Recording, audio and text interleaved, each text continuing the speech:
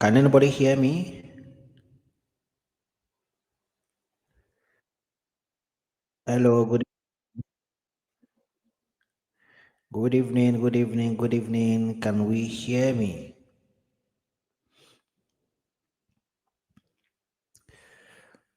Oh, I see. All right, all right, all right. Okay, welcome everybody. Welcome, welcome, welcome. Uh, okay, yeah, you can hear me. Thank you so much, everybody. Thank you. How was your day today? How did it go for you? Or you are one of the boss people who were home working remotely and making rubber salary. Someone just wrote my name in a way that I can't even recognize that this is my name. Agama. Thank you. I know you're trying to greet me, but again, that's a brand new name for me. Was fine, okay, was fine, was fine. That looks like a default answer, anyways. Whenever we're asked about our day, everyone just feels like, yeah, it was good, it was fine. But maybe in this part of the world, we are not usually that very detailed when it comes to giving responses to questions like this. How was your day? Stressful, yeah. It was stressful. Or it was relaxing, or it was just there. You can't even describe.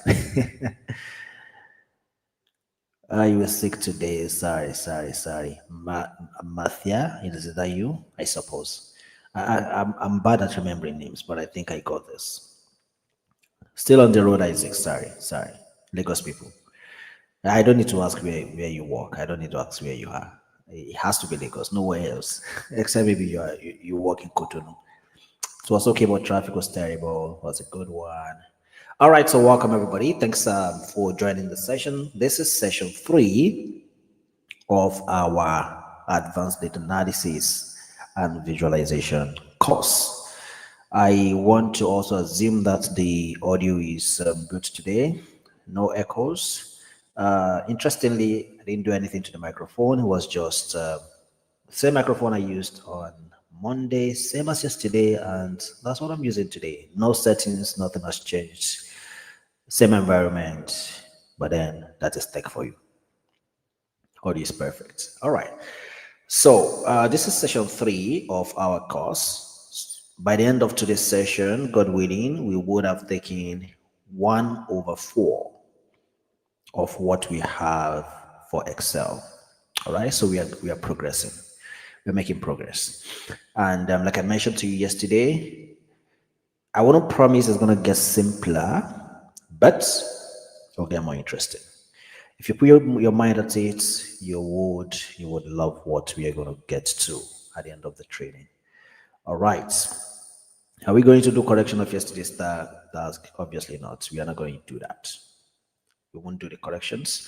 I guess pretty much an exactly just the same pattern as what we did in class. So if you go what we did in class correctly, I believe you should get that also correctly. Maybe on your groups, on your class groups, you may want to share your solutions there. Someone coordinates it, and you guys all compare your solutions. I believe you all should have the right result. Okay, so quickly let's begin. Revision from what we learned yesterday. Go to the chat, everybody. Just type in 1 or 2 things that you learned yesterday. 1 or 2 things that you learned yesterday. Quickly, everybody on the chat.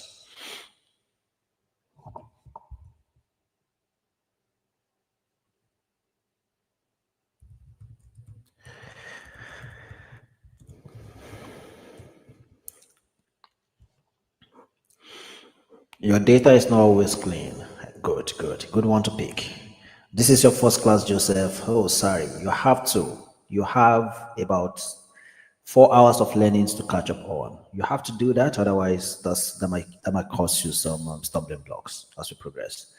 James learned about rows and columns. Good. Peace, you learned some shortcuts to calculate sum. As Isaiah, you learned about count A. Okay.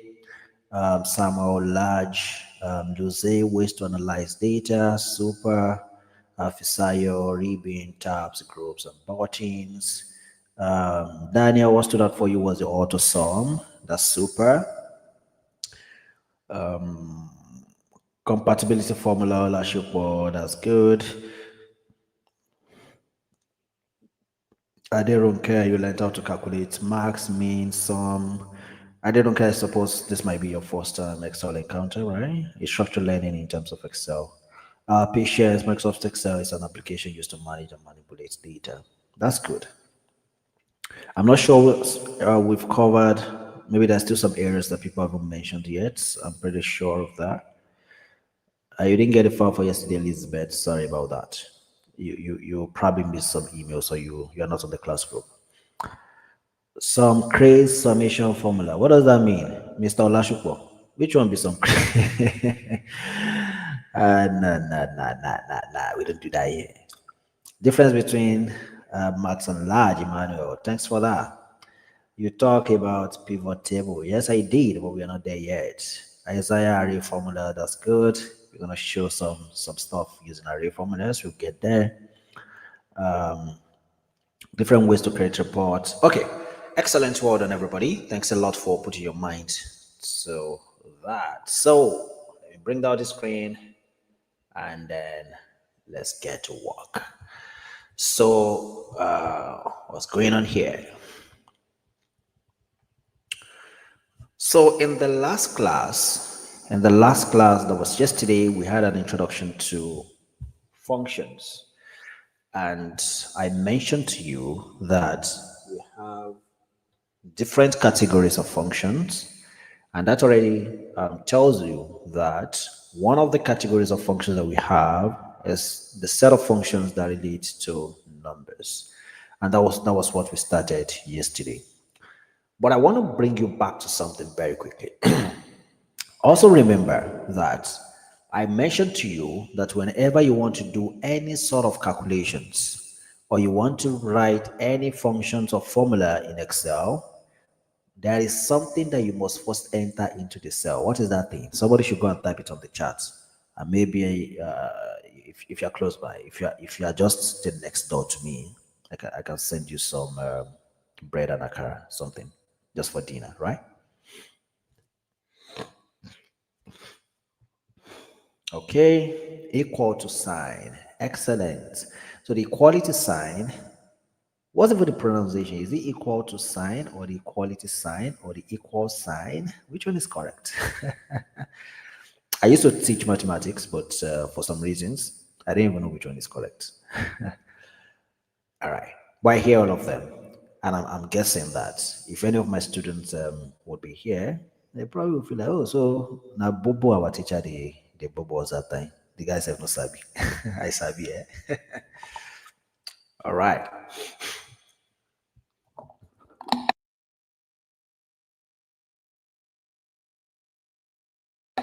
Both are correct. Thanks for that. Thanks for validating that I know something. All right. So when you start with the equality sign and you write, for example, everybody watch. So you do equal to sum. You do equal to sum like this. When you do equal to sum, like so, and I already mentioned to you yesterday that you would get IntelliSense will come in play. So IntelliSense would show you all of the different functions that start with whatever letters you have typed. If I tab into this,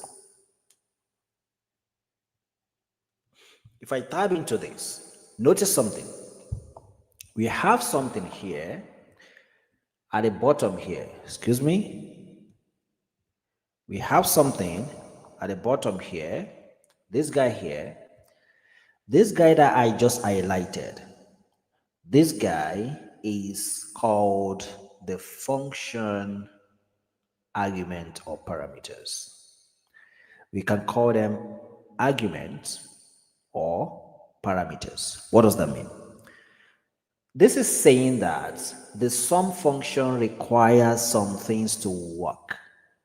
These are things that if you do not provide them, the function would not work. You'll get an error in return. No one likes errors. Errors are scary. So you want to ensure that you master this. So in this guide that I have highlighted now, you will notice something. So I want you to look at it very closely. Look at it very closely. Now I've written the sum function. Ignore this sum part that you see here. Let me do my highlighting again. Ignore this sum part. Just look at what you have in the bracket, this guy, and every other thing that you have in the bracket. Tell me, what differences do you notice? What differences do you notice in the way things are written? One thing you should have as part of your skill set as an analyst is to be able to figure out stuff. You have to be able to figure out things. This is not a profession where you will sit somewhere and someone you expect people to spoon feed you. Yeah, it may happen if you're an intern or you're just starting, but again, you can go for a long time. Okay, so I say I and AG1 is bold. Yetunde, you can see the square bracket. One is bold, one is not bold. Excellent. So let's talk about them. Now, what you see in the bracket, I already mentioned, they are the function arguments or the function parameters. They can be used interchangeably, which means you can call them the argument or you can call them parameters. But if we were talking, if this were to be a Python class, for example, we are talking programming. So arguments are different from parameters, but that's not the case here. So now, the first one that you see that is in bold, that tells you that that is the argument or that is the parameter that Excel is expecting you to type in at this point in time. Excel is expecting you to supply the parameter that is in bold. If I do not supply this parameter that is in bold and I put a comma, you see that I need to separate all of my arguments with a comma. If I put a comma now, you notice that the boldness shifts to the next parameter. Number one was bold, but as soon as I put a comma, number two now becomes bold. So that tells you that whichever one within your function parameter that is written in bold or that is typed in bold, or that is displayed in bold, that is what Excel is expecting you to supply at that point in time. The other thing that you would notice now is that number one has no square bracket. Number two has square bracket. Number three has square bracket. If I continue to add a comma like this, you see a lot of square brackets. What it tells you is that your argument can be one of two types. Your argument can either be mandatory or optional. Your argument can either be mandatory or optional. Any argument or any parameter that is enclosed in the square bracket is an optional argument. And when we say something is optional, by English, that just means that you can either decide to provide that thing or not, the function would run. That's what it means. Simple. So whenever you look at any function, you need to keep your eyes on the argument. The arguments that this function has, are they optional arguments or are they mandatory arguments? If they're all mandatory arguments, if you skip them, you would get an error. But if they are optional arguments, if you skip them, the function will still run without any hassle. Let me go back. Now I've said that the sum function or any function in Excel will require some argument or parameter. Let's check another function. Let me do equal to filter. You see the filter function. The filter function also has how many optional arguments? Question to you, type on the chat quickly.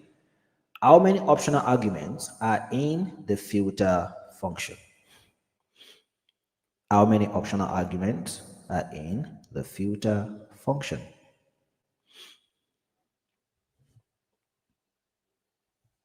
Someone said 3. Okay.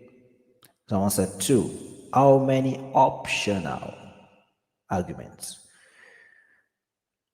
I explained. Optional arguments are the ones that are enclosed in a square bracket. Optional arguments are the ones that's enclosed in a square bracket. So the filter function itself has three arguments or three parameters. The first two that are not enclosed in the square brackets, those are mandatory. It means when you use the filter function, you must always supply the array and the include parameter. You can decide to leave the if empty parameter because that is an optional argument. All right. So let's go back. If that is clear to us, then let's begin to tie together our learnings. In the classes today, we explored a few functions. The functions that we explored, they are typically called aggregate functions.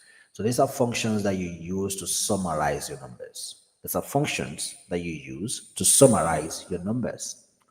But the case we looked at yesterday is pretty much direct. Why was that? Because the structure of our data allows us to just go a step at a time to get answers to everything that we need. For example, we explored a case where we wanted to get the total scores obtained by students in mathematics. This was a question that we answered yesterday. And because our scores for mathematics, everything mathematics sits in its own column, so it was easy. What we just needed to do was to write equal to sum. We wrote equal to sum. We highlighted everything in the mathematics column because we know that in that column, there is nothing else there. Everything in the column there is their scores for mathematics. So we close our bracket here, we hit enter, and then we call this guy. So this is to tell you that this was pretty direct. But if you look at the case that we have today, case 2, in case 2, our data has been compressed into a different format. Rather than have our subjects sitting on separate columns, we now have all our subjects sitting in a single column and all the scores sitting next to them. This poses a problem because now if you look at the first question that we have, our first question says the same thing that we want to calculate the total scores obtained by students in mathematics. We want to get the total scores obtained by students in mathematics. How then do we go about getting the total scores for students obtained by students in mathematics when everything mathematics has been scattered in the same column alongside other subjects? How would we resolve this? This is an interesting case, and this is a case that you would find yourself to be in most times. So just listen up. If you think about this for the moment, for us to get the total scores for mathematics, we need to do things in step. First step, we need to find a way to reduce the subjects that we'll see here to be just mathematics. That's step number 1. Step number 1 is we need to find a way to reduce what we see here to just mathematics. That's step number 1.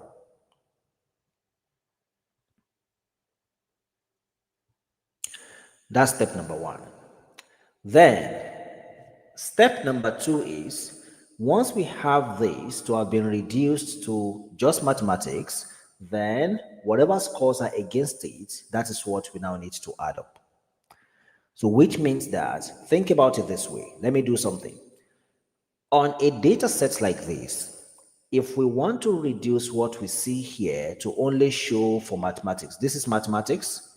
If I come down, this is another mathematics here. If I come down, this is another mathematics. If we want to show only what relates to mathematics here, I need to perform an operation in Excel called filtering. What does filtering means is the same thing it means in English. Okay? So you have your gari at home. You have added water to your gari. Then you saw some guys swimming on top of your gari, and you do not want those guys to go into your tummy. What would you do to them? You filter off those guys. Maybe that's not the word the chemistry guys would use. I think they would say decantation or something like that. But again, that's the idea. So you want to take off something from a pool. That's what filtering means. So we have all of the subjects here, but want to reduce what we see here to just mathematics. Simple way to go about it, just stay anywhere within your data. Stay anywhere within your data. You can go to data on the tabs. Go to the data tab. Once you go to the data tab, then you will see this guy here called filter. If I click on filter, immediately you'll see that our data now has these small arrows pointing downwards. These small arrows pointing downwards that we can now use to perform some operations. So for the arrows that we have, but just in case, because I already told you, I promised you that part of what you will learn in this class is to learn some shortcuts.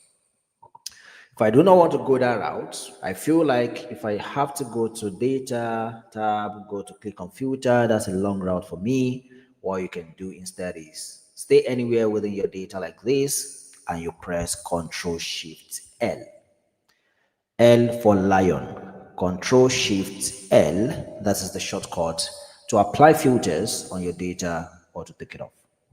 So now I come here to subjects, I click on the drop down, I uncheck everything. So once I click on the drop down, you get a few options. And then from the options that you see here all of the unique items that you have in the column. So for this one, you see that we have biology, chemistry, English, French, and mathematics. So I just uncheck, I click on select all to uncheck everything. And now I can just select mathematics. So only mathematics is checked now. If you look at all the boxes, then if I click on OK, you'll notice now that only mathematics is showing. And now we now have all the scores for mathematics. Okay, we have all the scores for mathematics. And with this, because the question says calculate the total scores obtained by students in mathematics, with this that we have done alone, you already have the answer to your question. You have the answer to your question. How is that? If I just highlight all of these numbers, if I highlight all of these numbers like this, once you have highlighted all the numbers, then you do something. Just look at the bottom of your screen. Look at the bottom of your screen. Look at the bottom of your screen. You will see some quick summaries for your data. For whatever you have highlighted, if there are numbers, you see here that the sum is 502, the count is 7, the average is 71.71. That is the sum for what you have highlighted. So which means after our calculation, the total that we have to get must be 502. But these are not all you can see. There are still a few more options. So just come here, somewhere that is blank like this, next to those information that you already have. If you do a right click there, you'll see that the ones that you can see, average, count, sum, these are the ones that are checked. So if whenever you are doing some just very quick analysis, you're highlighting some numbers, you want to see what they return, and you want to see the maximum, you want to see the minimum, what you just need to do is to check. So if I check maximum now, you see that now we would have a maximum here. So this is max 92. So that already appears. So that is how you can use this tool here. All right, so let's go back. So we already know that the total for mathematics should be 502. How then do we get to this answer using a function? Whenever you are in a situation whereby you want to perform an aggregation, you want to either do a sum or you want to do a max, you want to do a mean, you want to do a count, you want to do whatever kinds of aggregation you want to do. But while you're trying to do the aggregation, you need to filter the data to get to specific things. Then you need to use the sister functions of what we learned yesterday. So yesterday we learned sum, we learned max, we learned mean, we learned count, we learned what again did we learn? Average. Then, so these guys, they have the sister functions. We have the SUMIF, maxifs, minifs, countif, average if. And average if as average ifs, count if as count ifs. So mean if, so these guys should be here, and then sum if as sum ifs. So for the aggregation functions or the aggregate functions that we learned yesterday, sum, max, mean, count, average, they have these other sister functions. So sum has sum if and sum ifs. Max and mean, they do not have the singular, they only have the plurals. Count has both. It has count if and count ifs. Average has average if and average ifs. What is the difference? Now, when you are filtering, we filter our data to where the subject is equal to mathematics. That's the way to say this.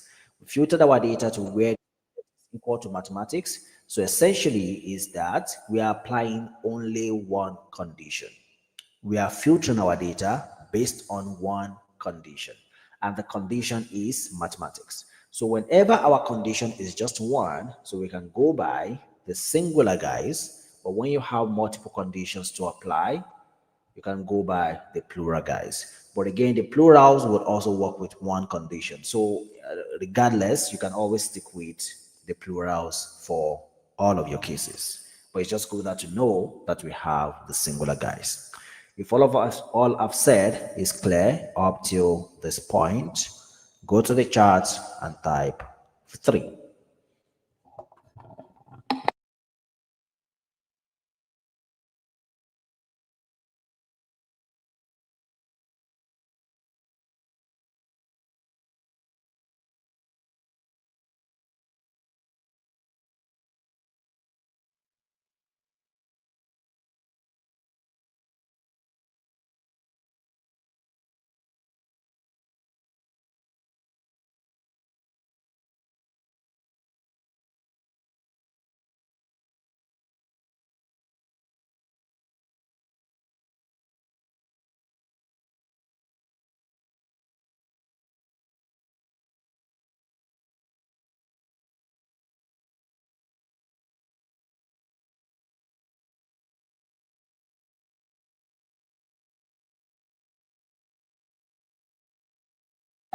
All right.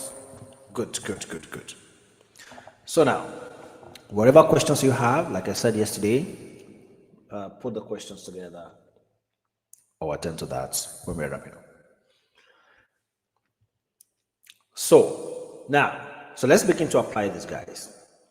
So I already know that for the first question that we have here, we want to calculate the total scores obtained by students in mathematics. We want to calculate the total scores obtained by students in mathematics.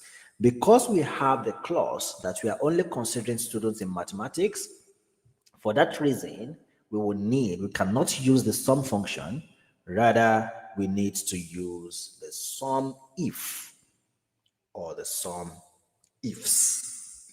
So let's see how the sum if works. So I come here, equal to sum if, equal to sum if. So this tells me that the sum if function adds the cells specified by a given condition or criteria. The sum if function, it adds the cell, so it still does the sum, but it considers the given condition or criteria. But before I do this, let me unfilter my data for one reason or the other. So I'm just going to unfilter, unfiltered, good. So I'll come back here. And by the way, the Ctrl+Shift+L that you can use to introduce filters is the same you can use to take out the filters, all right?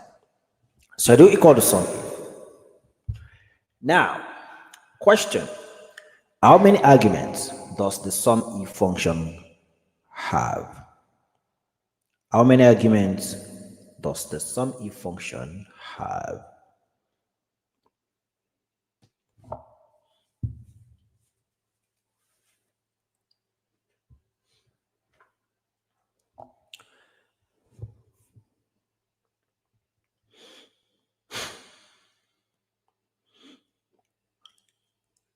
Someone said one.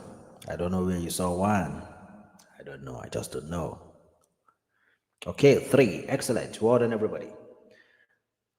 How many optional arguments are here? How many optional arguments are here?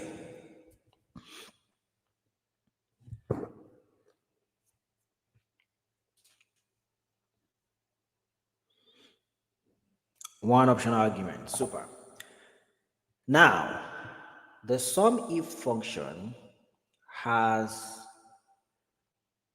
three arguments.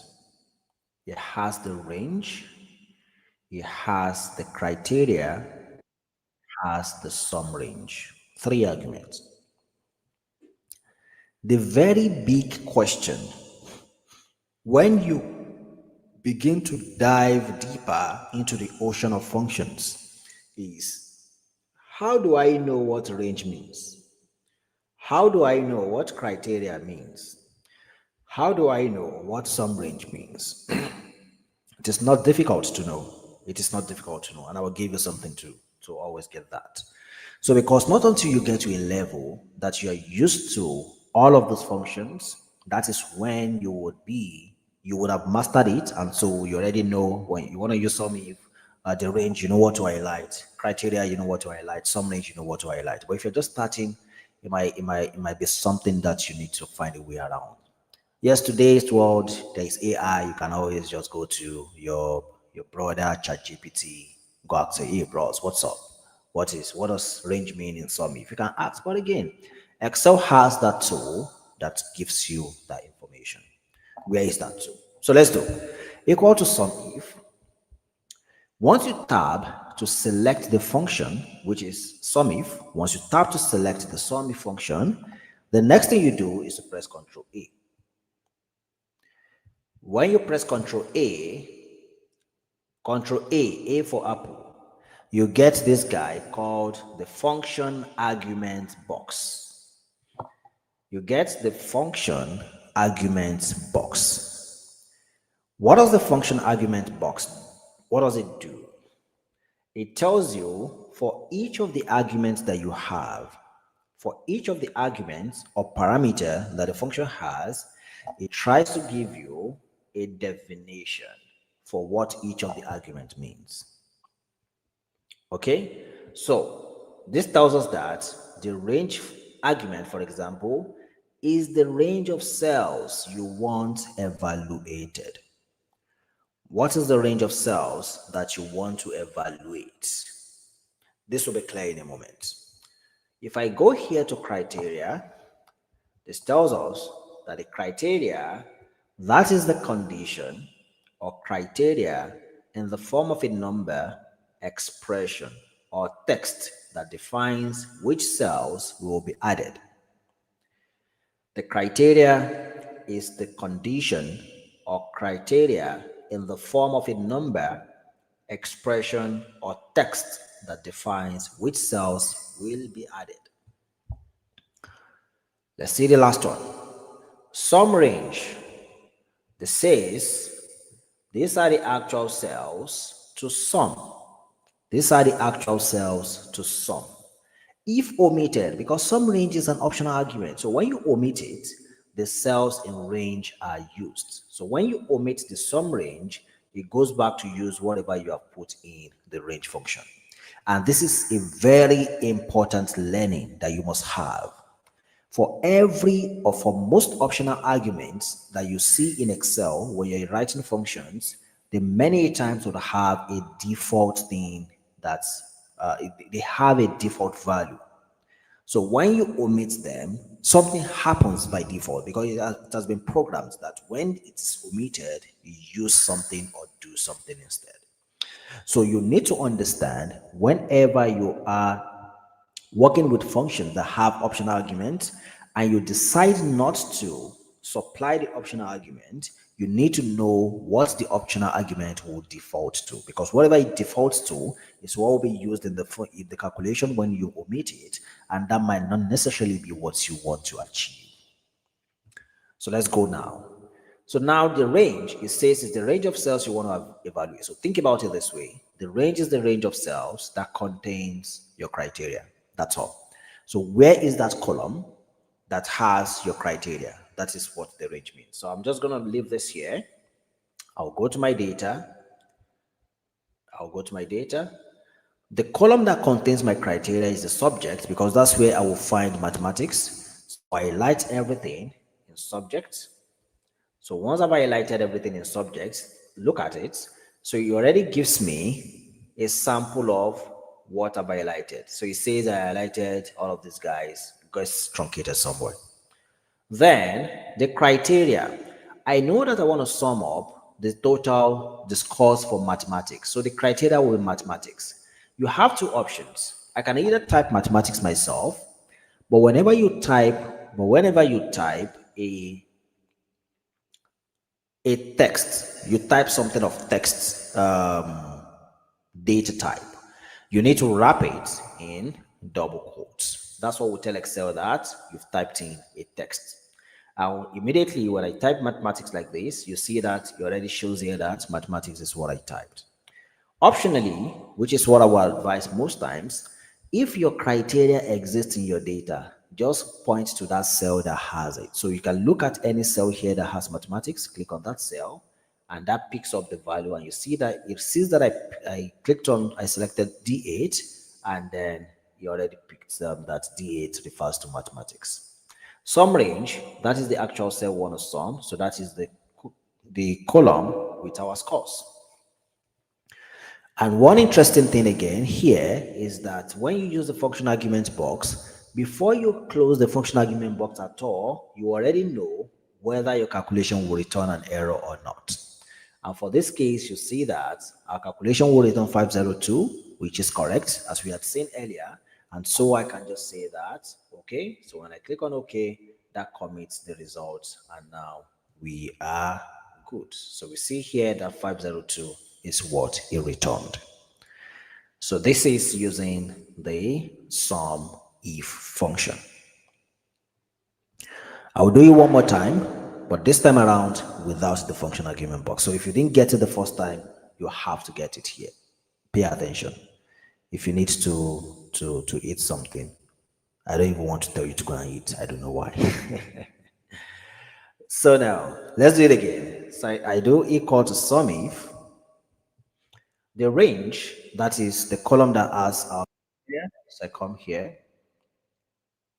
I highlight everything in this column. This is where our criteria lives, comma, the condition itself, which is the criteria itself, mathematics. I just selected a cell that has mathematics, comma, the sum range, that is the numbers that we want to sum. So I just try to go to the top here and highlight everything downwards, close my bracket, hit enter, and we have 502. If you got this, type 5 on the chart.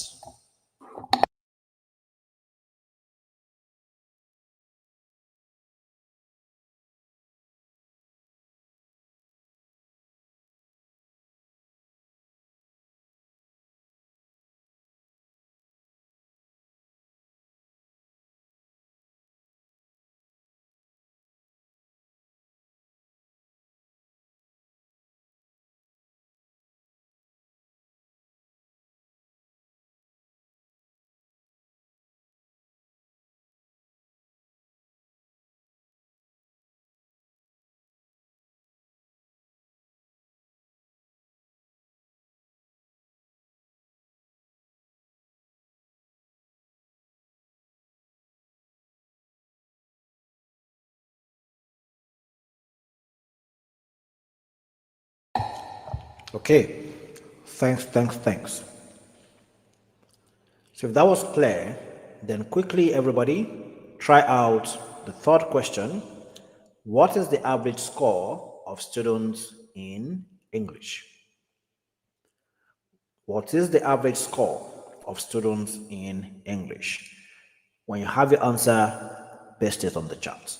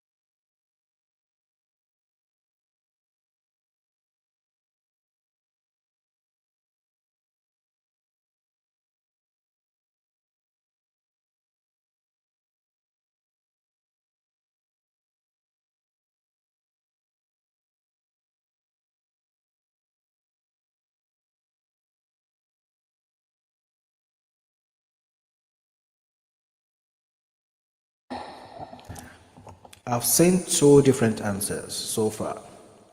Some people got 62, while some got 69.73. It's not possible that we have different answers. Now I'm seeing a third one, 82.4. I'm seeing another one, 73.83. It is just not possible. What we are calculating is the average score of students in English. Average score of students in English. So let's see. What function would we use? Average if. Because the keyword, part of the keywords in this is average. So I do equal to average. But because I'm not calculating average over the entire data, I'm doing it over the entire data, but with a condition. So I'm going to use average if. So average if, the same set of criteria or the same set of parameter as sum if, is asking for range, criteria, and average range. What is the range? That is the column that has the subjects. So I'll come here. I like the columns that have the column that has subjects, comma. We want to calculate it for English, so the criteria or the criterion will be English. Select any cell that has English, and the average range, that is the numbers over which we are calculating the average. So I just come here, highlight this, guys, close the bracket, hit enter, and now we're left with 62. So if you didn't get 62, you probably have done something wrongly. Maybe you selected the wrong subject. I see someone got 57 again. This is probably the fifth kind of answers.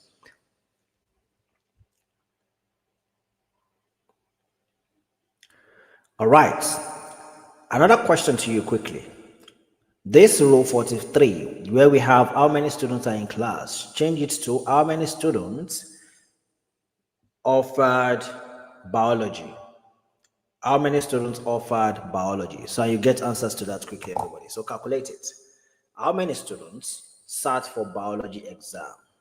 How many students sat for biology exam? So when you're done, paste your results in the charts.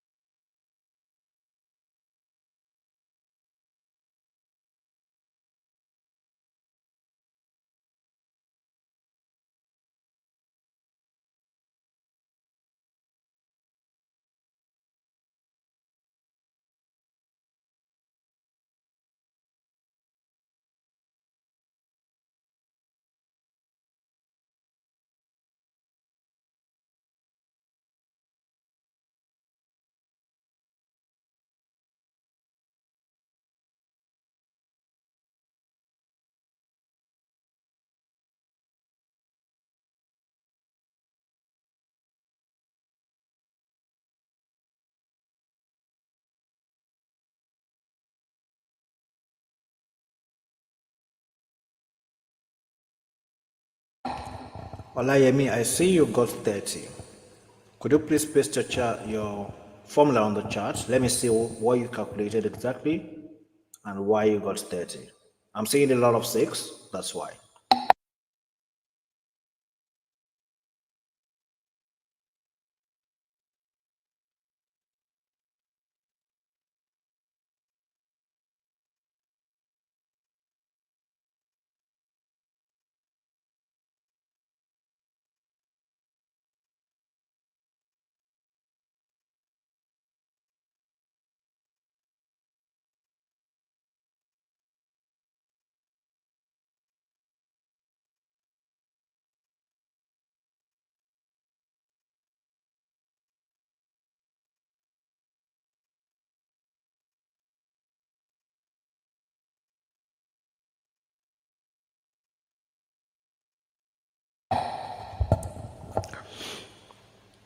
I see a lot of 6, so I want to assume that will be correct.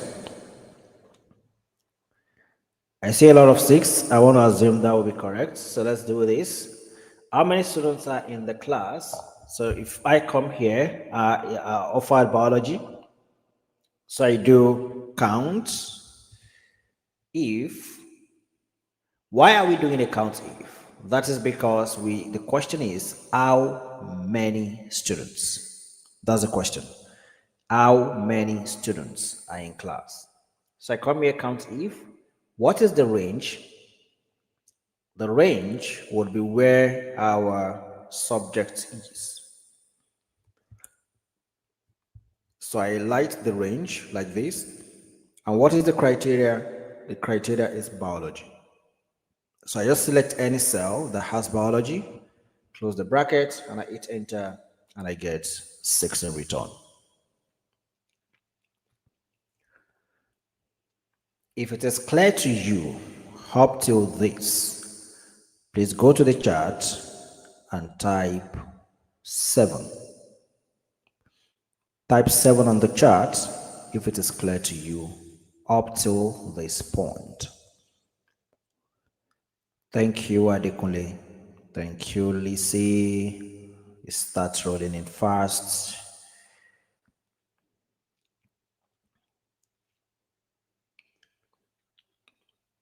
Anthony, how many 7s did you type now? Skill up, 7 clear. That's nice. All right, good. So let's proceed. Now, what is the maximum score or calculate the maximum score obtained by students in chemistry? Calculate the maximum score obtained by students in chemistry. How do we calculate the maximum obtained by students in chemistry? Remember when I drew this, I mentioned that for max and mean, they do not have the singular. So max and mean do not have the singular, they only have the plural versions. But I also hinted that even with the plural versions, you are able to use it despite having singular or one condition to work with. So what we can do here is to still use our max ifs. But remember, we're only considering chemistry. So I come here, equal to max ifs. You see that there is no max if, so the option is not even there. Your Excel does not have max ifs. Yes, it's possible, Tayo. If you're using anything below 2019, I think you're not going to have it. I think so. But just watch this. There is an option for you. There is an option for you if you do not have max ifs, but we're not going to talk about it today. So we'll talk about it by God's grace when we get to the class when we are talking about conditionals extensively. So that will just be sometime next week. So max ifs. What is the max range? And then you have the criteria range and criteria. For this one, the max range, remember for sum if and for count if. So let me show you that before I go. For sum if I do equal to sum if, the sum range is the last thing, is the last parameter for sum if. The same thing for average if. The average range, which is the actual average, the actual column that holds the number that you want to average, is the last parameter. But when it comes to max if equal to max ifs, you notice that the max range is actually the first argument. So which is the actual range over which you want to calculate the max. So I'll go select the column that holds our numbers. So I'm just going to select this. This is the column that holds our numbers, comma. And then criteria range. What is now the column that holds your criteria? That will be the subject column. So I'm just going to go back up, highlight everything here, comma. What is our criteria or our condition? That will be chemistry. So I'll just select any cell that has chemistry. But notice with the max ifs, it still has a number of other conditions that you can apply. So you can apply criteria range 2 and the criteria. If I go, you can apply criteria range 3 up to like 255 criteria, if I'm not mistaken. So that is the difference between the ones that have S and the ones that do not have S. The ones that do not have can only take one condition per time. The ones that have S, they can take multiple conditions. So I come back here, I close the bracket, I hit enter. All things being equal, then we should have the result. So it says that 0, I think I might have done something wrong, D3, what will be my D3? So nothing is in D3, so that's why. So I want to select D9. D9. So that's what has chemistry. So 85. So that's what I suppose you should get. Can you try it out at your end? So I already see 85 from Samuel. I see from Chart. I see from 1S6, CEX, 85. I'm Angelica, 7. Okay, you just get into that point. Vic, 85. Okay, I see I'm Angelica now, 85. Okoyemi, 85. All right, super. So now, that is using the max ifs. And the same way we have used the max ifs, that's how the sum ifs work too, because they have similar pattern in their criteria or condition.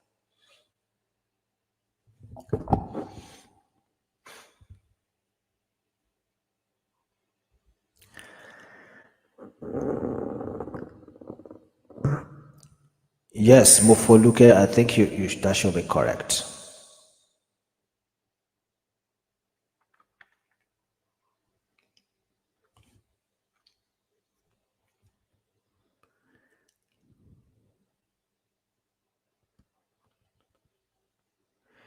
I already explained that, Bosola. If your Excel doesn't have max if, just hold on. There is a way around it. There is a class we will have on conditionals. Please bear in mind, once you see that the topic we will be discussing that day is conditionals, make sure you mention it in that class. That will be sometime next week, by God's grace.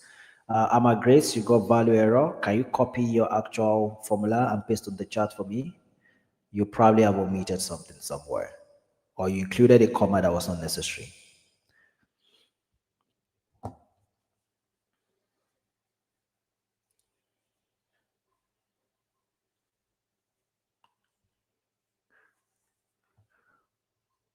Okay, so if you got this correctly, so everybody quickly, what is the minimum score obtained by students in biology? So calculate that.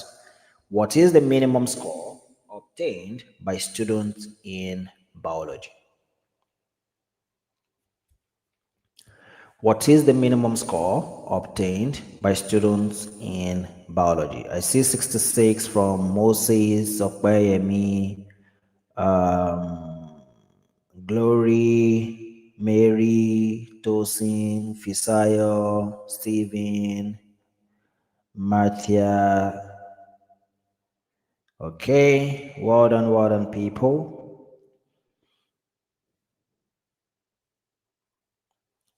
66. I'm trusting you that that will be correct. I'm trusting you that that will be correct. But let's validate. Okay, we are analysts. We should validate our numbers. So what gets the minimum score by students in biology? So we already know that we're supposed to use mean ifs. We already know that we're supposed to use mean ifs. The first argument, or the first parameter we are providing, is the main range. So I need to go select the scores. So I need to select the scores.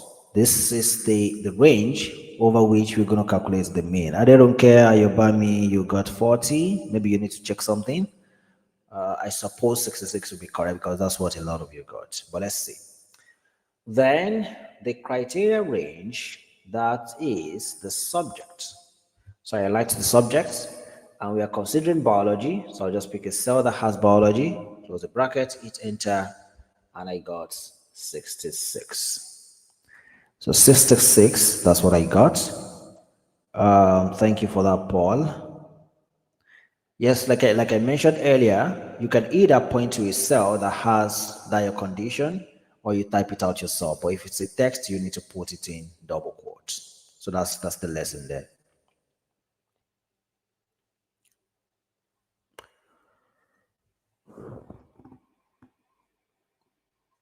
Yes, the metaphor, you have an error because you have misplaced the positioning of your parameters. The first thing you're supposed to supply is the range over which you want to calculate the marks, then the criteria range, but you provided the criteria before the criteria range. So that's what you got wrongly.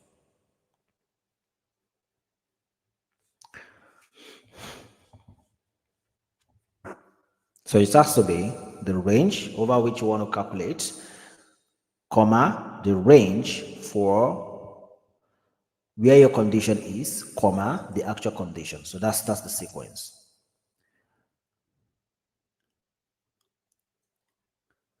My cursor is frozen. What does that mean, Grace? Because I'm not actually doing anything, so you expect the screen to be static anyways. You want to get a file, you missed yesterday's class, I believe, or I'm assuming. It's the same file that was shared yesterday.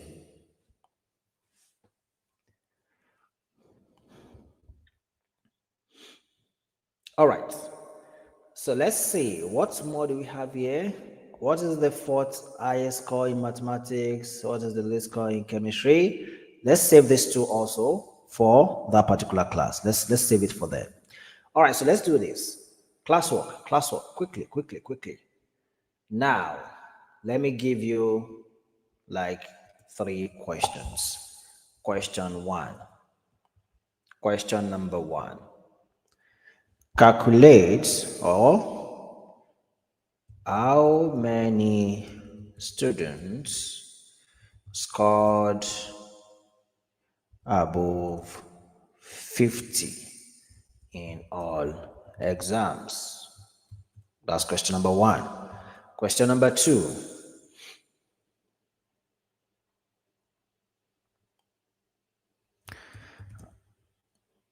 What is the total score for students who scored above 70 in all exams? Question 3.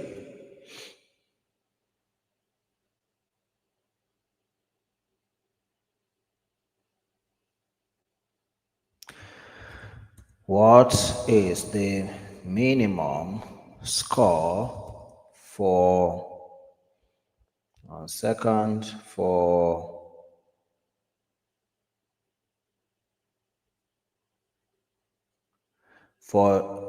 I don't want to pick a name that I won't be able to spell.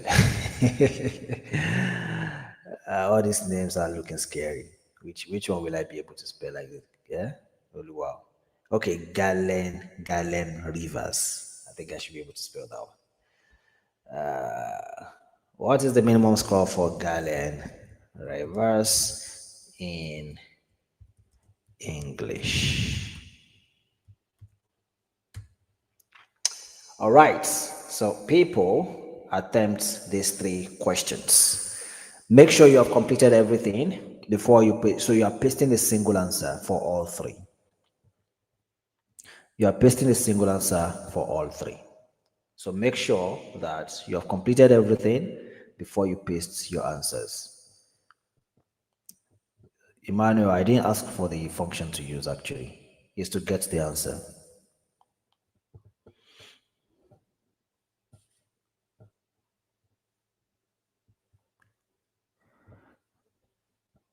Folashade, the file was shared yesterday. So it's the same way you got it yesterday that you get it today.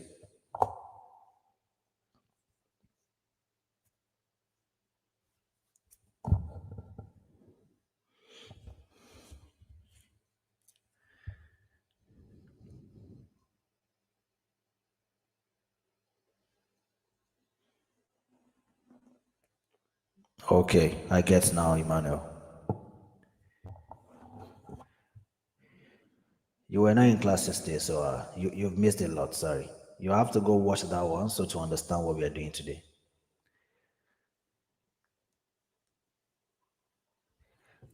Can I copy the question and share in the chat? Let me see if I can. Let me see. I think I'm able to, but someone is trying to stylishly send me work, but at your service.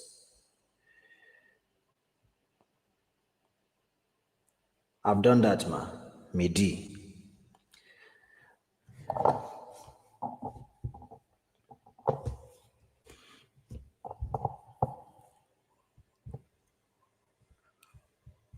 This should be something you will do in like 3 minutes max.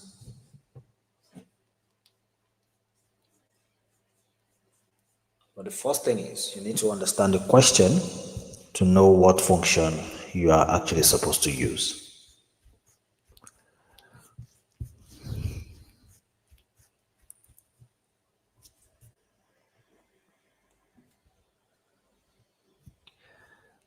Okay, if your Excel can do minifs, you can ignore that, but just number your answers correctly.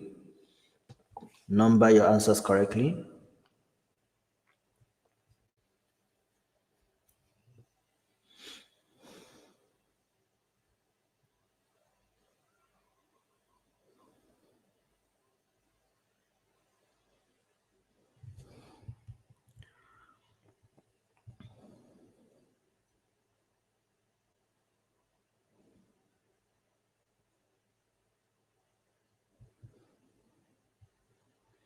Okay, word on Olamide. First one 26, second one 271.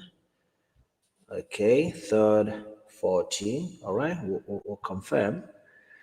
Steven, paste all your answers once.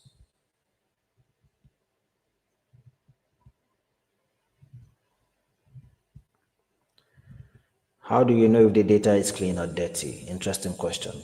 Ask later. How many students scored above? Someone retypes the question for me. This is what some of us used to do in uni. When you know that your lecturer normally, some of them don't mark. They just look at if you wrote something plenty. So you now repeat all the questions for them. Good old days.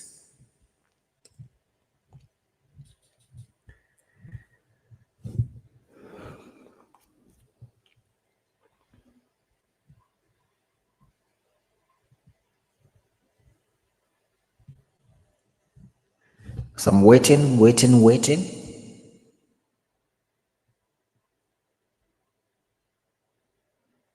You are doing classwork. Someone is asking for attendance.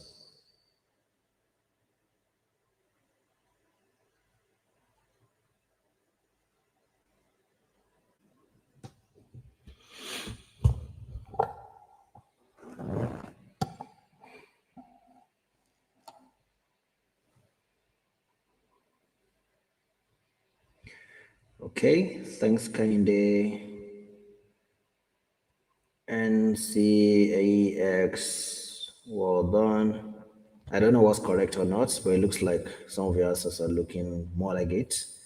They are the same anyway, that's what I'm saying. I'm not necessarily saying it's correct or wrong. Thank you, Esther. Thank you. Okay, you are Prince. I see. Are you a programmer? This way of writing your name, eh? It took me a long time to decode. That's why I just spelled it.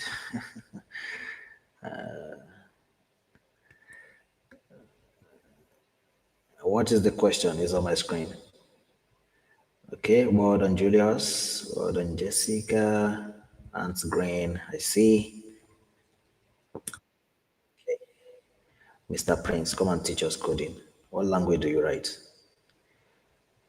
Oluwaseyi, Angie, Fisayo. Okay, Fisayo did two. Fisayo, I suppose you don't have a minifs. Were you the one that complained earlier? Emmanuel. Okay, there are two Emmanuels here. I see. Ladipupo, Ephraim, Ruth, Esther. Okay. English language. That's the language you write. Voila. Okay. Oh. Emmanuel, Temitope, Daniel, Esther. A lot of Esthers in the class. A lot of Emmanuels. This is me analyzing your names now. Yeah. So you use count ifs when the names are equal to Emmanuel.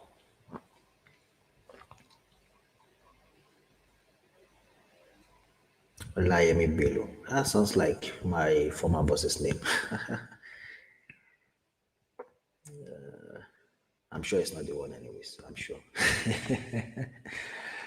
Okay. What if now you vex no vex? Now your boy, that's still your boy.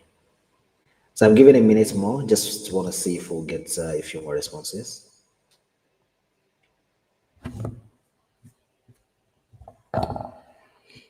Okay. Olusoji, Mobalanle, Daniel, Gladys, Mary, Miami.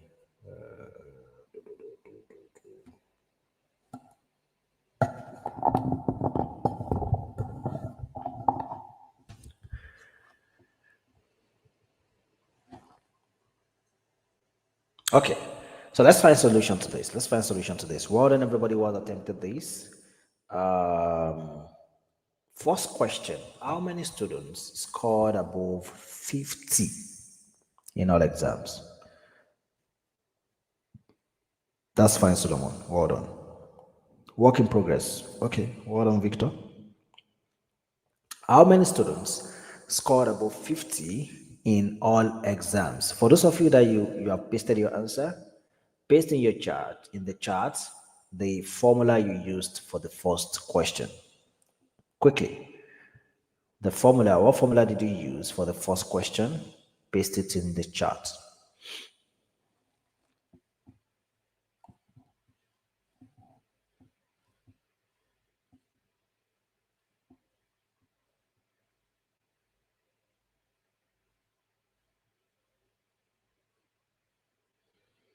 Okay.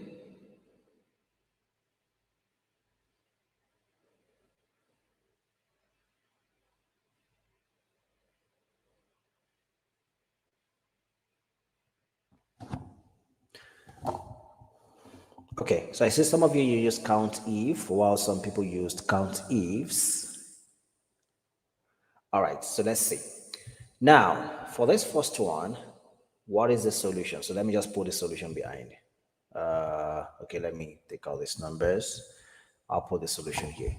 So let's do count ifs. We already used count if then.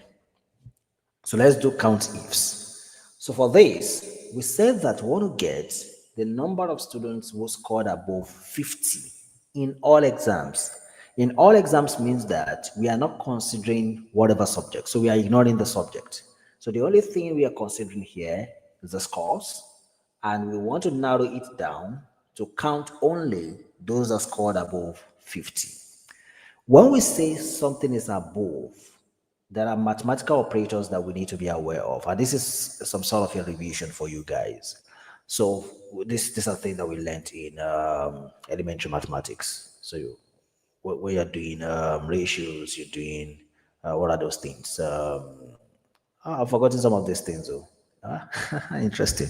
Anyways, so you understand what I mean. So we have the greater than, we have the less than, we have greater than and equal to, like this, we have less than and equal to, we have not equal to. So these are mathematical operators. For conditionals. So when you want to check what is inequality, thanks for that. Thanks a lot. So when you want to check if you're comparing values or two sides of things, so you greater than sign, the less than sign, greater than and equal to, less than and equal to, and not equal to. So in our case now, we want to check how many students scored above 50. So when we say something is above 50, which of these operators are we going to use to depict what is above 50? Which of the operators are we going to use?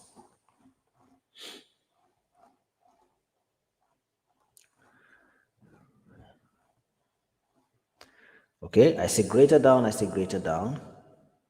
Okay, let me rephrase my question.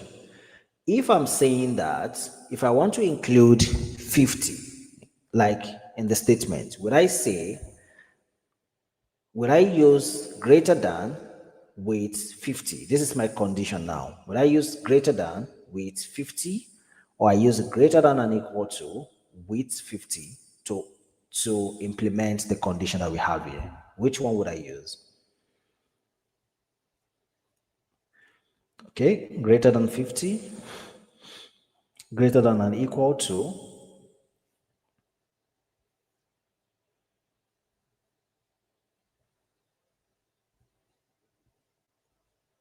greater than and equal to,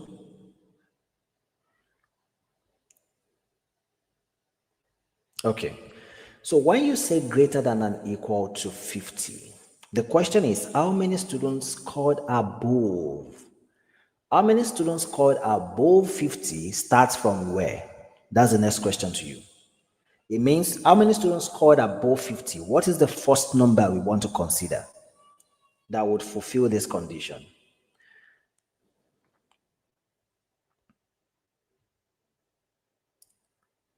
51. So if you say that 51 is the first number that we want to consider in our case, because it could have been 50.001 or whatever, if you say 51 is the first thing we want to consider, then we are not going to use greater than and equal to, because when you use greater than and equal to, it's going to include 50 in your calculation. So these are things that you probably want to first digest to say that, okay, in the implementation of this condition or this criterion, what operator am I supposed to use? Am I just saying greater than? I'm saying greater than and equal to. So now coming back to this, I do equal to count ifs. I'm gonna bring up my function argument box. So now the criteria, that is the numbers that we see here. And then what is the criteria? We said it has to be greater than 50. I'm using the function argument box so I can show you something. When I did greater than 50 as it is here, you see that nothing is showing here. So this tells you that whatever condition I've typed in here is not yet recognized. So greater than 50 is no longer a number. So whatever you are putting in here that is no longer a number translates to text, because Excel only recognizes two things. Whatever you are typing in any cell must either be a text or a number. So if that thing is not a number verifiable, then it has to be a text. And if it is a text, then it has to be enclosed in double quotes. So if I do double quotes around this guy, you see that now it gets recognized and it already returns the result to me that it's 26. So I'm just going to press enter, and now we have the result 26. What is the total score for students who scored above 70 in all exams? In this case, we want to get the total scores. What does that tell you? We want to do a sum, but with a condition. So we're going to do a sum ifs. So I do equal to sum ifs. What is the sum range? This is our numbers. This is our numbers. That's the sum range. What's the criteria range? The same set of numbers. That's where our criteria will be on. And what is the criteria? You're saying that it has to be greater than, I think, is it 17 that we said? Greater than 70. And that gives us 1271. 1271. The last one, what is the minimum score for Galen Rivers in English? What is the minimum score for Galen Rivers in English? How many conditions do we have here to implement? How many conditions are here to implement?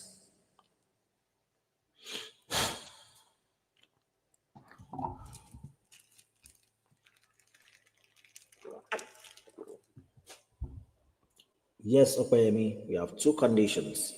Kelsey said three. What is the third condition? Same thing with F Young. Someone said five.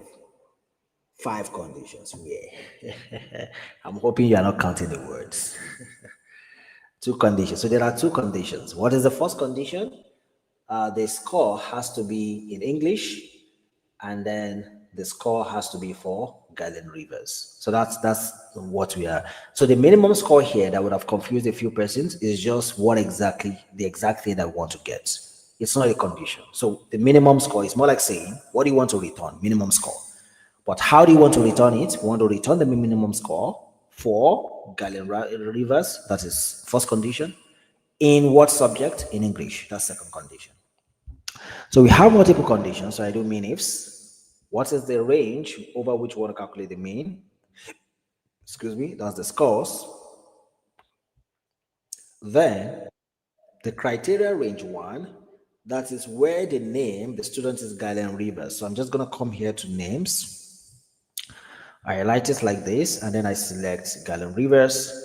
And then we have a second condition that says that the score should be in what subject?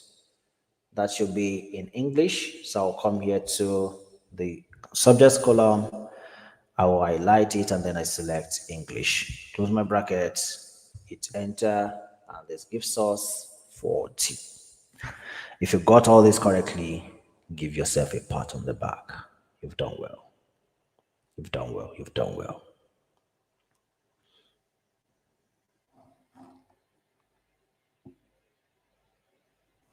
That was smart, Daniel.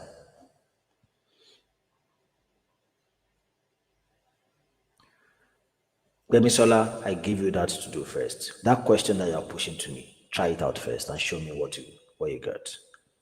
Thank you, Steven. I should have asked you to give yourself kundus. How many did you give yourself yesterday?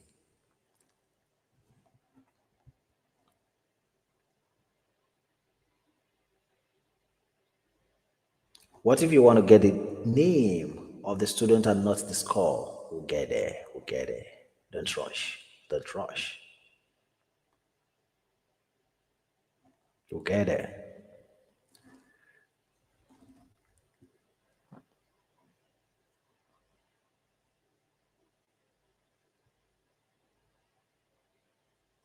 Do it again. What exactly, Aderunke? Vic, you want Takara? Please go to your junction now and collect 5 in my name. Bread and Nakara. People like bread and Nakara in this class. Oh. And someone has said I should stop eating bread.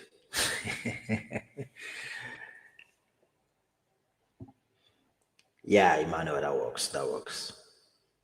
Shawarma. Shawarma. Is that healthy? I'm asking. Are you supposed to be eating shawarma? You got a 3. Well done, Emmanuel Benga. Let's check the answer 26 again. What do you mean by that?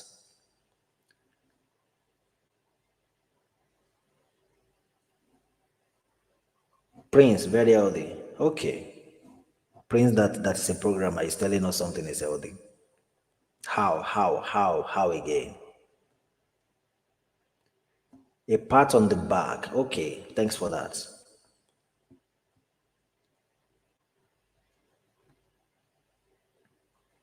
All right, so let's proceed. Let's proceed. So now, we come back here. We have, so far, what we have done so far is that we've been able to look at how to do aggregations, while putting into consideration some conditions.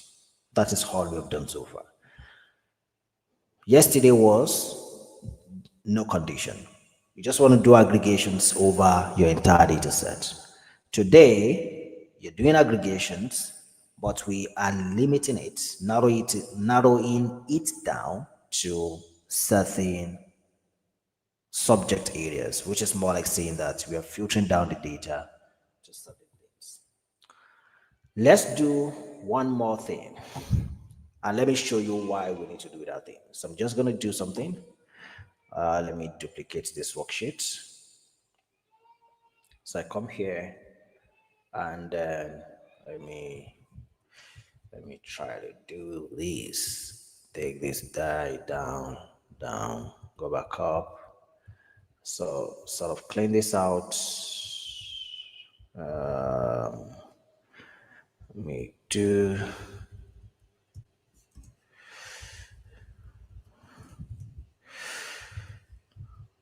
Okay, so let's do this. Let's assume that I'm not doing any serious analysis. So I'm just trying to skim my numbers to see what the numbers are returning. Okay? What I mean is this. So I have a case like this. Let me insert a few rows here. And now, in this cell, I want to have the total scores that we have in here, in this particular cell. We already know that I can use the sum function to get the total of these numbers, and this gives the total to be 2143. So I have this number here. But there are times that you want a situation whereby this cell already is a summation of all of the numbers, all of the scores. You now want a situation whereby when you apply a filter here, you select only biology, for example, the list has been limited, the list has been reduced down to only scores in biology, but this number did not change. This number still shows the total. However, what you want is that when you apply a filter here to select any subject, you expect that this number should just update and show you the total. What then is the way around it? The default for some is because if you look at, even when we have applied filters, how do you know when you're looking at any worksheet to see if there are filters applied? Just keep your eyes on the row numbers. You see here that we have 16 jumping to 23. So that tells you that some rows are hidden in between. 23 to 24, that is normal. 24 jumping to 30, that is not normal. So there are hidden numbers. So which tells you that some things have been filtered. So what you would do in this case is that, and then again, for the sum function gets the reference in the sum function is somehow hard coded, is fixed. So we have told the sum function to use E9 to E38. So sum function is not aware that you have applied any filter whatsoever. So it's not aware. How then do you manage a situation like this? So we have one very interesting function in Excel that is called aggregate. So let me just put a guy here, equal to aggregate. What does the aggregate function does? It returns an aggregate in a list or database. And remember that I told you that everything that we have done so far, they are aggregate functions or aggregate calculations. It's just a way of saying that we are performing calculations on our data in a way that it summarizes them, it aggregates them, it rolls them up. So those are technical terms. You roll up your number, you summarize your numbers, or you aggregate your numbers. So we have an aggregate function in Excel, which is quite interesting to use, very simple, very straightforward, and you should learn it too. So if I do equal to aggregate and I press tab, the aggregate function has a few arguments. The first thing the aggregate function is asking you, because the aggregate function as a whole is a family. It's like a house that has different rooms. The rooms in the house is now, or the rooms are now the different functions that we have for aggregation. And this tells you, this is asking you, which of the functions do you want to use within the aggregate? So do you intend to calculate average, or you intend to calculate a count, or count A, or make marks, or standard deviation, or variances? What do you want to calculate? For our case, we want the sum. So I'm just going to come down to select the sum, press it. So that will be 9. All of the functions have numbers. So rather than coming down to select, if you already know, you know that sum is 9. So just type 9. That selects it, comma. And this is the interesting part. The aggregate function allows you to do some stuff. One is ignore nested subtotal and aggregate functions. So that is if you are nesting functions, but we are not nesting functions yet. The second option, the aggregate function is able to ignore hidden rows alongside what 0 would do. So, and that is what we need here. We want it to ignore hidden rows. So, which means whatever rows are hidden, as we have in this case, they will be ignored in the calculation, and the calculation would only work on the rows that are visible, which is excellent for our case. So let me just go back. Let me take out the filters for now so that we can see the entire thing. And now I go back to do equal to aggregate, and I'm typing in 9 for sum, and now I'm selecting the option that ignore hidden rows. I'll put a 1. Then the next thing is now to supply the array over which we want the calculation to run. So I'll select the numbers that we see here, close the bracket, enter, and now you see that we get the same result. So the one to the right, this is the sum function. This one here, this is the aggregate function. But now it looks like there are no differences. What then is the difference here?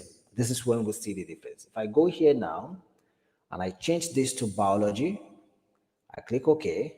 Now you see that the aggregate function, this one changes, but the sum does not change. And so if you try to sum this number up, it will be exactly 471. Let's pick something else. I select English.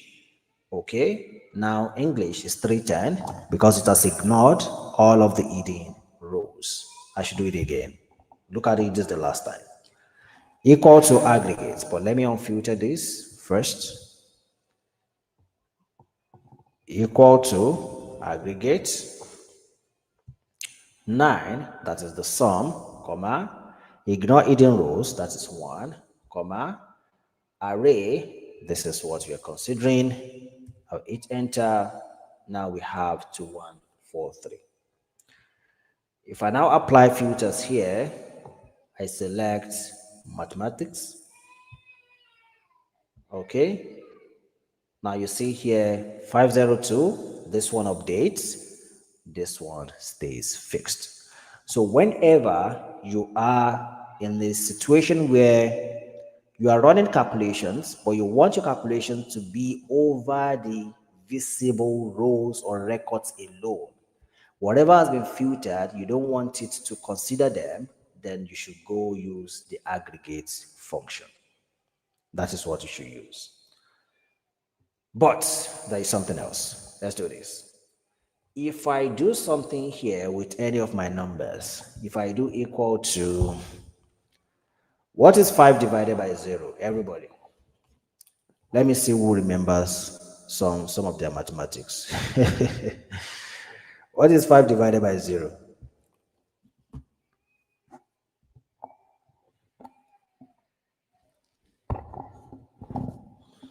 Undefined, okay? 0. 5 divided by 0 is 0, okay? 0, error, infinite, okay? So I do equal to 5 divided by 0, and then we get a divided by error, a divided by 0 error. So we are divided by 0, that gives an error. So now that we have an error, look at something. when we have an error, you see that both functions break. The sum function breaks because now in the range that we are summing up, there's an error, so it breaks. The same thing with our aggregates. Aggregate also breaks. But let's rewrite our aggregate equal to aggregate 9 for sum, comma. Instead of using the first option, which is the reason why you should naturally go through all the options and see which one would be best for your case. We have an option here for 3, which says it should ignore hidden rows and error values. So whatever is hidden or whatever results into an error in the areas that you have highlighted or in the values that you've highlighted, it should ignore them. So which is super. If I select that instead, and then I come here to highlight all the numbers, close my bracket, I hit enter, you see that this one now returns something. So I have a result, but the sum still fails to return anything. So this is one of the very cool use cases for the aggregate functions.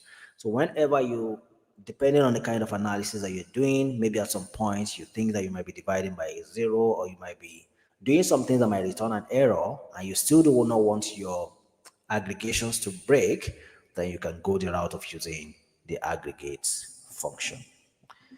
If all that I've said up to this point is clear to you, go to the chart and type 11.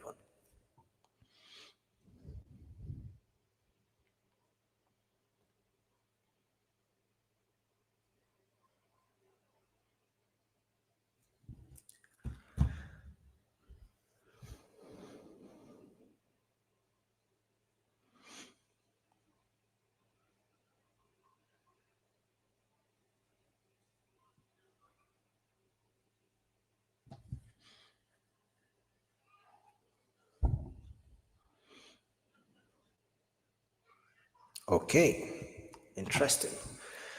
All right, so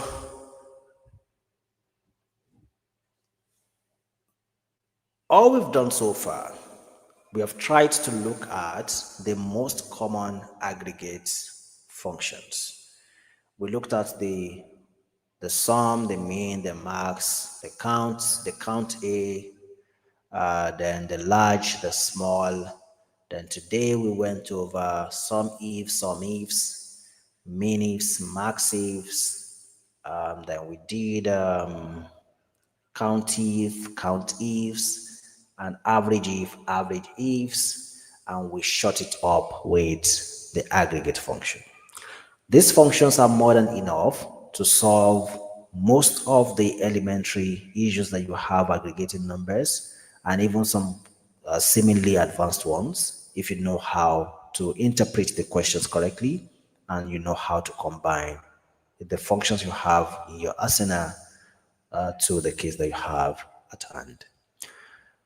All right. So at this point, I would like to take your questions. So from the next class, we're going to be looking at some other set of functions. We'll be putting it out to functions that are related to numbers now.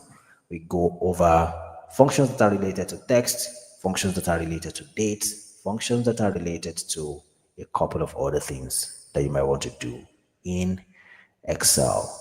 People that don't have meaning, I've said it over and again. When we get to a class where we'll talk about conditionals, sometime next week, God willing, put it in mind, remind me in that class. I will show you the solution. When is your next class? Your timetable should have been sent to you. So questions, if you have questions, bring them up. Let's talk about those in the next 10, 15 minutes. What if we want to get the name of the student, not the scores? I already answered that earlier. So we'll get to a class where we'll look at that. Is there a difference between functions and formulas? Yes, I should have asked you. So in a way, they are different. So when we say functions, functions are pre-built, predefined objects. This is what I mean. If I do equal to sum, sum is a function, Because behind sum, a calculation has been predefined. A calculation has been predefined behind sum. And that's what tells Excel that when someone says equal to sum and they supply some numbers, add them up. That's what the person wants to do.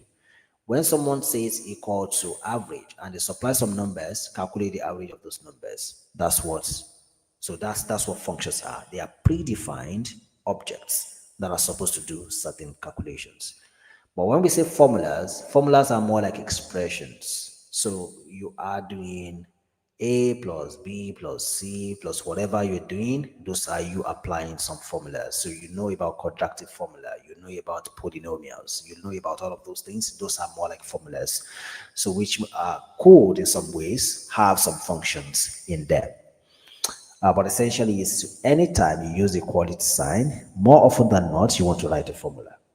So within that, you could now have a function that would surface. I don't know if that makes sense to you. Aggregate function is not clear. Sorry, Julius. Please go over the recording when it's available. How can someone get a comprehensive Excel formula and the functions or meaning? Do you have a list of it? You go on the web. So if you go online and you see, if I can go to, if I bring this somewhere here, and you do Excel, there are a lot of resources anyway. So you can do Excel Bible. Excel Bible, I don't know if there is a free PDF for it. I do not know. But there's a book called Excel Bible. So it has the functions. But if you go to the Microsoft documentation, Excel functions, the documentation. Yeah, so if you go to the Microsoft documentation, just like I've searched now, you should see something around it. This is taking a time. But anyways, so this is coming up. Number 5 questions. How many students start for biology exam? I use the formula this and you got 0. What is column C? You can't use column C because your condition is not in column C. So you are saying that it's more what you're doing essentially is you're searching for biology in column C. That's what you're doing. And biology does not exist in column C, so you would not return it. You already know that each record here that you see, each of them ties to a student. So you could effectively just search the subject column for what equals to biology, and that should solve your case. Let me see if this is up now. This is not up for whatever reason.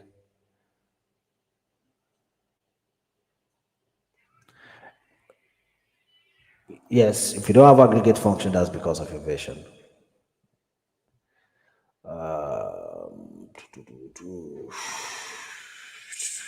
Microsoft Excel. This is not what I want.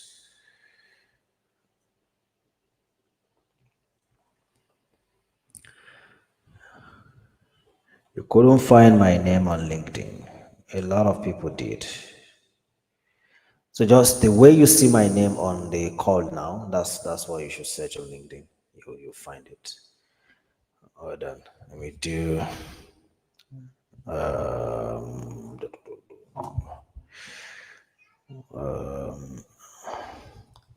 Excel functions documentation by category. Let me see which of this would open up. The best resource for anything Microsoft technology is their documentation anyways. If you are the type that reads, Microsoft has a very good why is it bringing in here? Let's see. Products, Microsoft 365. I'm still trying to see, please can you do count tips with multiple criteria? I couldn't get it because of my version doesn't have minutes. Give me a question. In a case where the names are duplicated, but we want to get the distinct count of the total students, how do we do that? Interesting question. We have a function that can do that, but we are not yet there. So it's part of the array functions we're going to learn. What is the next topic? You will know. What are we doing next? We'll come to you. Don't worry, don't rush.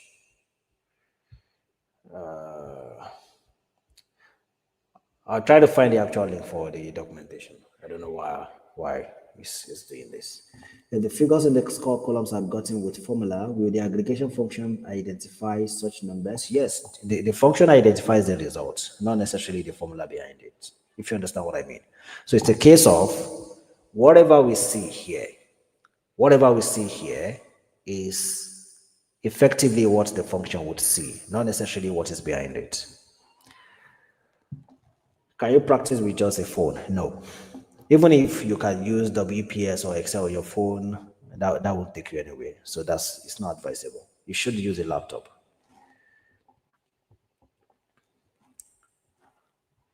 The number was the formula for how many students? I don't understand. If you have typed in your question earlier and for some reason I didn't read it, please bring it up again. Not also 10. I don't know what that means.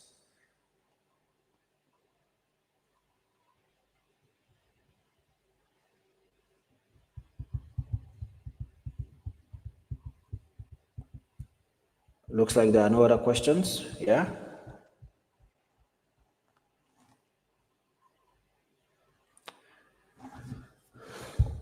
Can anyone provide us product key? Okay, that's not for me. How to get the fourth highest score in mathematics? I already told you to save that for when we get to conditionals. Don't worry. Once I explain how those that do not have min ifs and max if, how they will go about it, it's exactly how you go about it this one too. So it's no rush at all. Just take your learning a step at a time. The formula for the number of class what's with the formula? Number of students in class, that was something we did yesterday, not even today.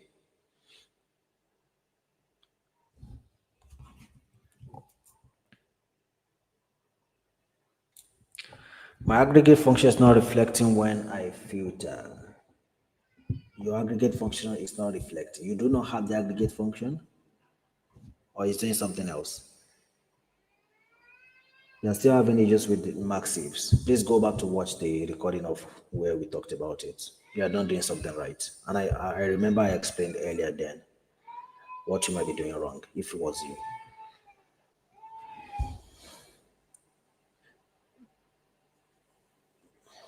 You missed the first two classes. Can you still catch up? That question is still for you to answer.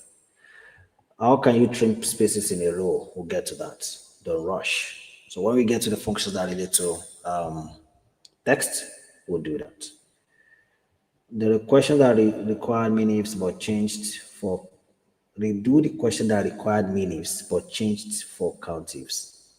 What question was that? Can anyone provide us? How can I get?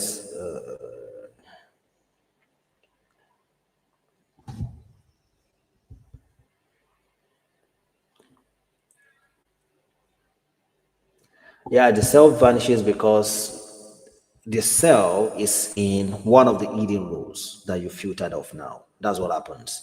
So before, wherever you place the result of the aggregate function should be placed somewhere above your data. So when you apply filters, it doesn't go off. So it's there, the result is still there, but it's just hidden with the filtered data, if you understand what I mean.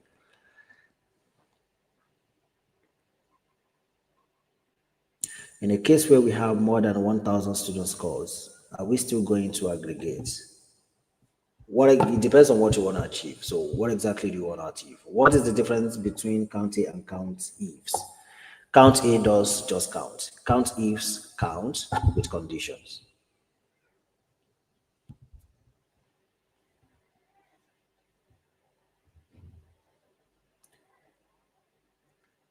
Questions. I will wait 1 more minute. It doesn't look like you have too many questions today.